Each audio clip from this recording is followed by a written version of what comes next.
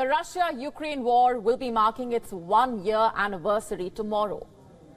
Where is the war headed? Where do things stand as of now? There has been more aggression, more divides. We earlier told you about the US President Joe Biden's visit to Kiev, where he assured continuous Western support to Ukraine.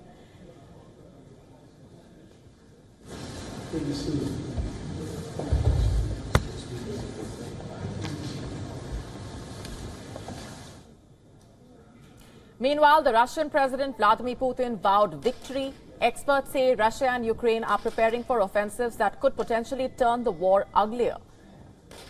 In recent weeks, in fact, Russia has intensified its push to fully capture Ukraine's eastern region of Donbass. And to counter this, the Ukrainian armed forces are now waiting for battle tanks and other new weapons pledged by the West.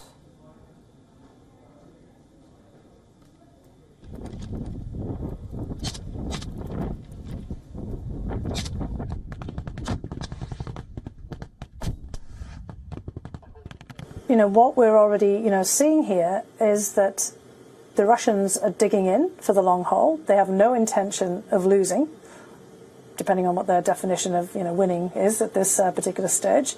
And Ukraine cannot afford to have Russia basically annex its territory. Meanwhile, Putin has declared that Russia will continue to focus on advanced technology. Listen in.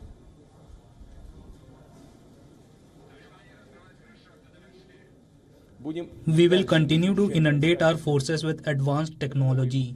There are new strike systems, intelligence gathering and communications equipment, drones and artillery systems. Our industry is now rapidly boosting production of all types of conventional weapons. The UN General Assembly convened an emergency session on Wednesday in an effort to adopt a resolution urging Russia to halt its offensive in Ukraine. The high-level meeting comes before the first anniversary of the Russian invasion. Speaking at the session, the United Nations Secretary General Antonio Guterres stressed that the war is having a dramatic humanitarian and human rights consequences that extend beyond Ukraine's borders. The UNGA is set to adopt a resolution stressing on the need to reach lasting peace as soon as possible, in line with the founding UN Charter, and Ukraine has reached out to India for support ahead of the vote on the Ukraine peace resolution.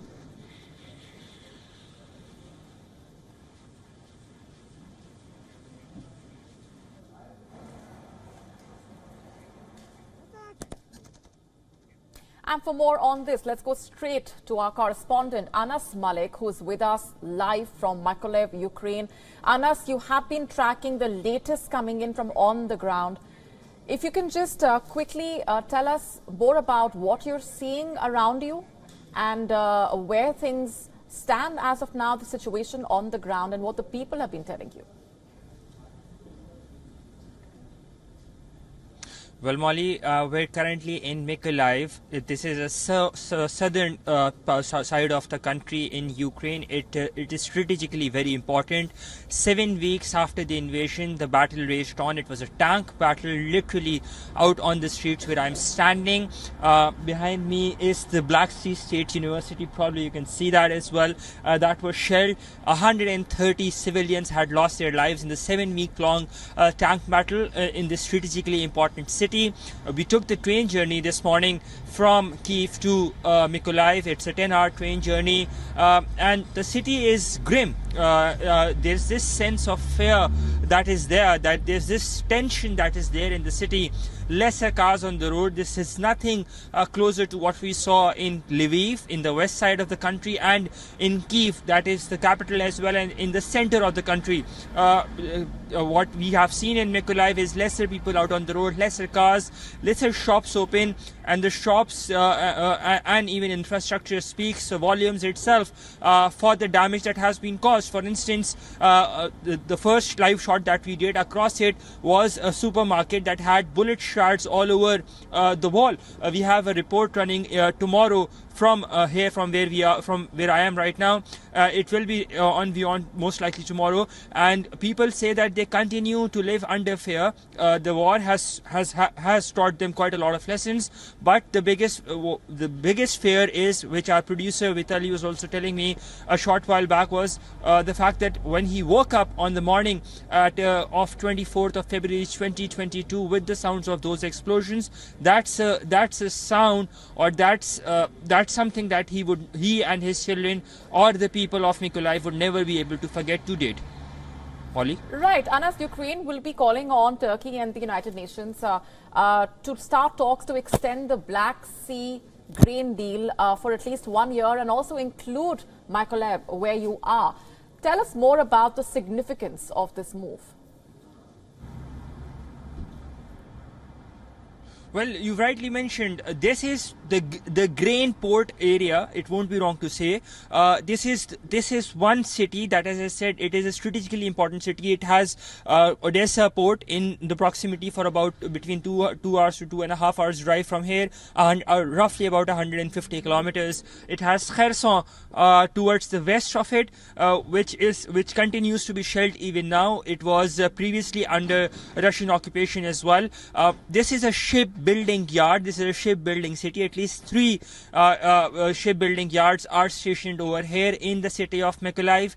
If at all this was captured, or this could have been captured, which was eventually prevented in the month of April last year, then the Ukrainian side would have been isolated with the world when it comes to connectivity, because as I said previously as well, and you were mentioning, this gives that access to the Black Sea and connects the rest of the country to that trading hub, to that hub from where things come in through the sea route. Therefore, this city itself remains very significant, and the talks of extension of a deal for that grain route supply, that is also very significant, because Ukraine is the food capital of Europe. It continues to feed even now, despite of the ongoing the war raging on. Despite of that, we've seen that the UN authorities have been working over here, trying to ensure a smooth flow so that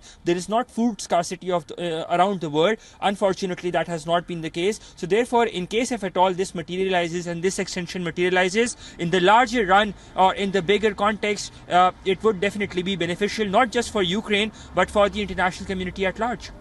Molly? Right. We're leaving it there for the moment. Anas Malik reporting on the very latest coming in from Ukraine. Thanks very much. WION now available in your country. Download the app now. Get all the updates on the move.